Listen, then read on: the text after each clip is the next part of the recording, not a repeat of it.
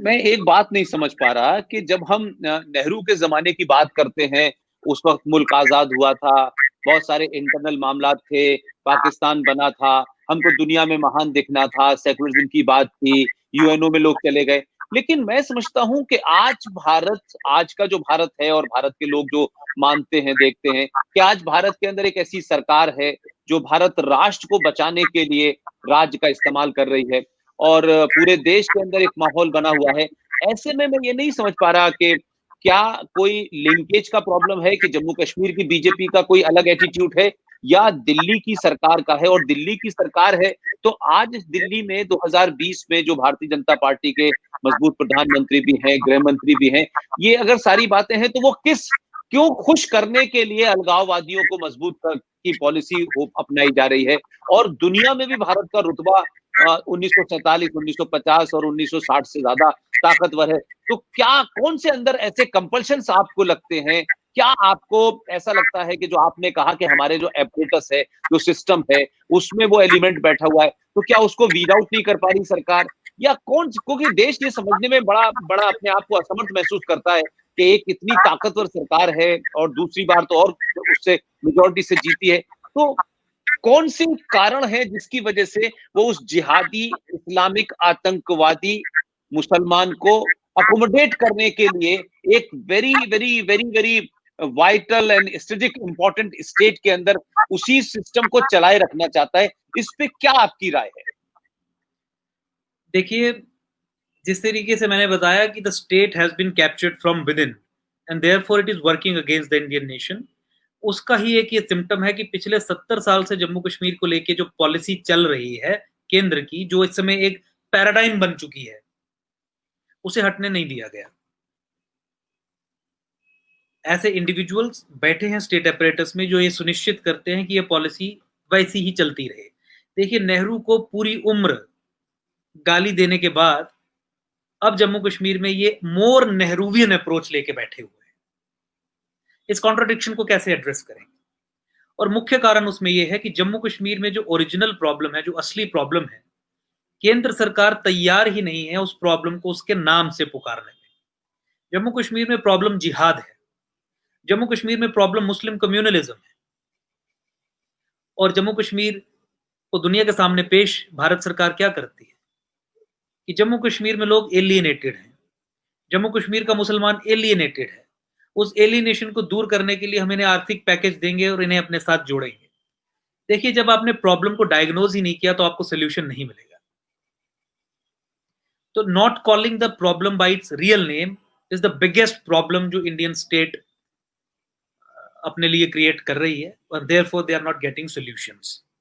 और इसीलिए ये पॉलिसी, ये पैराडाइम बिल्कुल भी चेंज नहीं हो पाती।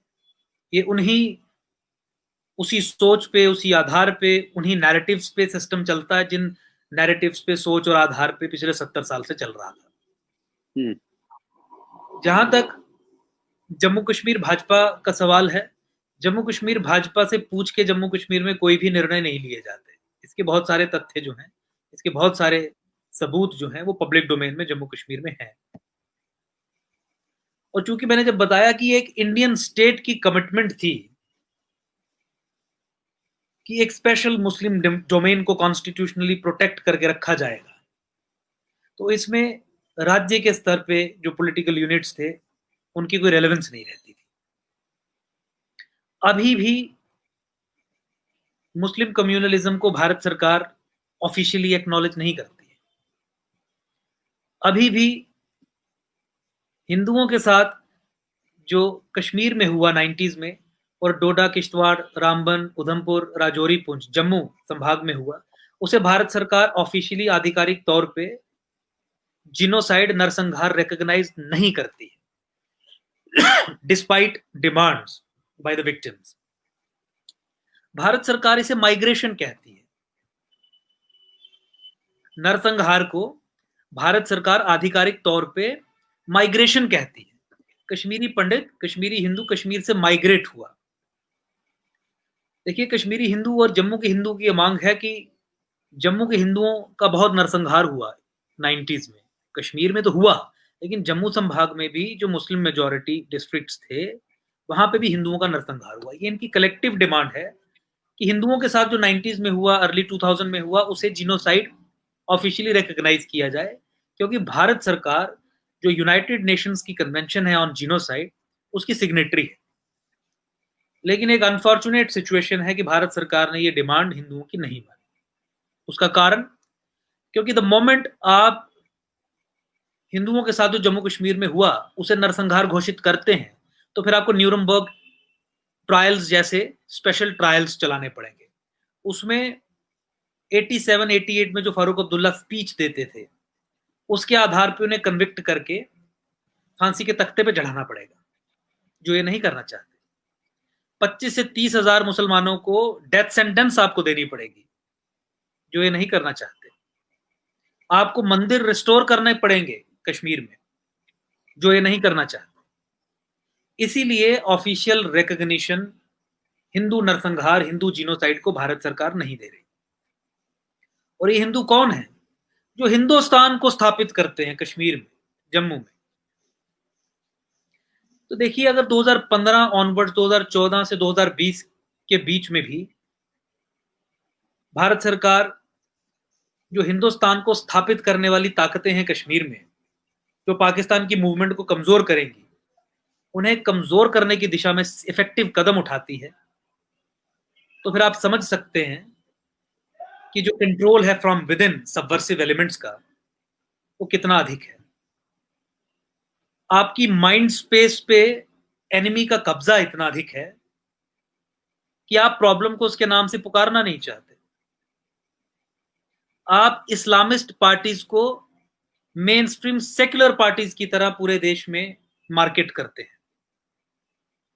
आप जिहादी फारूक को, जिहादी महबूबा को main stream secular Indian political leaders की तरह मार्केट करते हैं।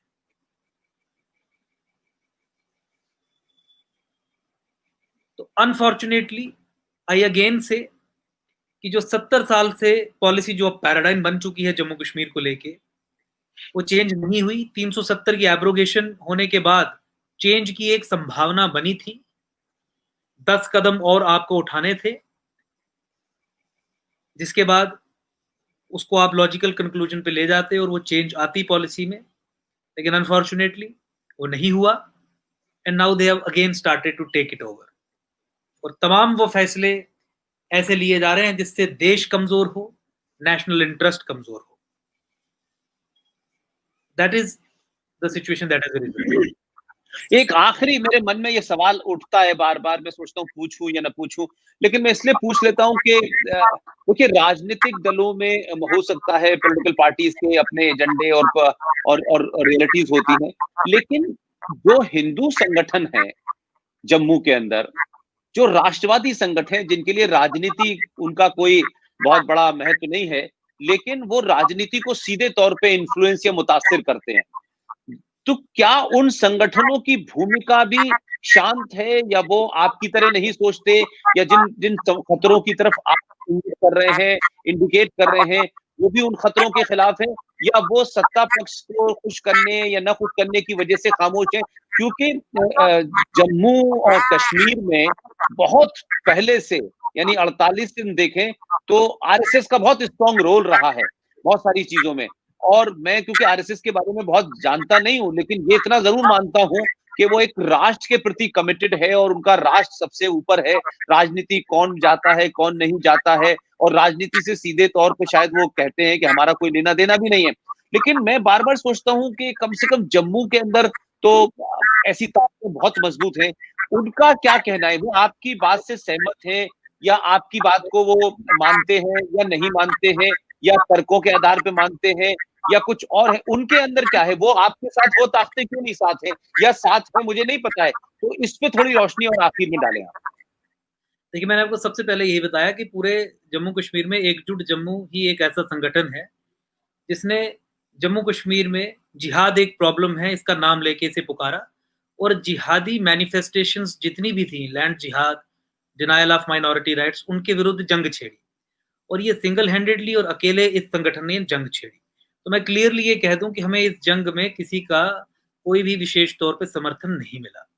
अब आपका सवाल ये है कि ये जो संगठन है ये हिंदू इश्यूज पे, हिंदुत्व के इश्यूज पे खुद मुखर क्यों नहीं होते, आपका साथ क्यों नहीं देते?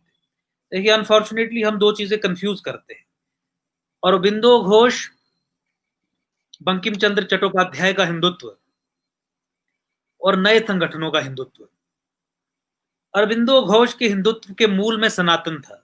वो ये कहते थे कि कन्याकुमारी से हिमालय के बीच में जो टेरिटरी है ये महान है, इसे प्रोटेक्ट इसीलिए करना है, इट इज वर्थ डिफेंडिंग। क्यों? क्योंकि इस धरती के बीच में इंडिक सनातन सिविलाइजेशन ने जन्म लिया, पली बढ़ी और आगे बढ़ी। चूंकि सनातन यहां हुआ इस धरती पे, इसलिए ये धरती महान है। लेकिन अनफॉर्चुनेटली जो अभी संगठन हिंदुत्व के ठेकेदार बन के बैठे हैं, वो सिविलाइजेशनल कॉन्सेप्ट ऑफ हिंदू में विश्वास नहीं रखते, वो टेरिटोरियल कॉन्सेप्ट ऑफ हिंदुत्व में विश्वास रखते हैं। उनके लिए टेरिटरी महान है। कन्याकुमारी से हिमालयाज के बीच में जो भूमि है, जो टेरिटरी है, ये माता है, ये महान है।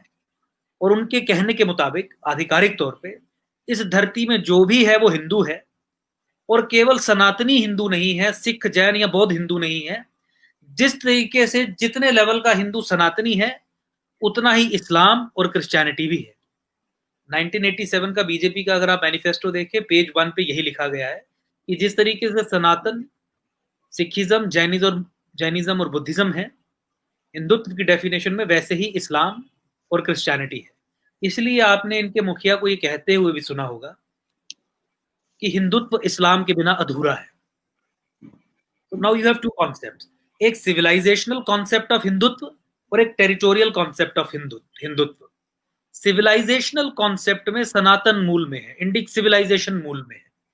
टेरिटोरियल कॉन्सेप्ट में इस्लाम के बिना हिंदुत्व अधूरा है। चूंकि इस्लाम के बिना हिंदुत्व अधूरा है, तो फिर मुसलमानों से अकोमोडेशन तो आपको स्टार्ट करनी है। और जब आपको अकोमोडेशन स्टार्ट करनी है, तो फिर आपको कॉम्प्रोमाइजेस भी करने हैं। किस तरीके से आप मुसलमान के खिलाफ माइनॉरिटी राइट्स आपके छीन के वो ले रहा है, पिछले 70 साल से बिगुल छेड़ देंगे, क्या मुसलमान नाराज नहीं हो जाएगा? किस तरीके से 370 और 35A के कारण जो नुकसान हुआ उसकी अगर भरपाई नहीं करेंगे तो मुसलमान नाराज नहीं हो जाएगा? तो मुझे लगता है कि एक आइडियोलॉजिकल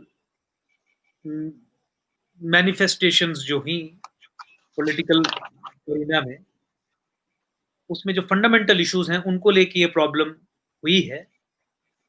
और इसीलिए यू फाइंड कि एक पोस्चरिंग है, स्लोगनरिंग है, लेकिन करने के नाम पे कुछ नहीं है। क्योंकि वैचारिक रूप से you have to accommodate a certain class, जिसका अपना डिक्लेयर्ड ऑब्जेक्टिव ये है कि हम we can not be accommodated unless you are decimated. तो एक सुसाइडल टेंडेंसी की तरफ बढ़ रहे हैं और अपने कोर नेशनल इंटरेस्ट्स को कॉम्प्रोमाइज करके इस अकोमोडेशन के प्रोसेस को हम आगे बढ़ा रहे हैं, जिसका जेनेसिस आइडियोलॉजिकल सबवर्जन में है। अगर अरबिंदो घोष का हिंदुत्व, जिसके मूल में सिविलाइजेशन थी, सनातन इंडिक सिविलाइजेशन थी, उसके आधार पर चीजें आगे बढ़ी होती, तो आज हमें ये देखने को नहीं मिलता।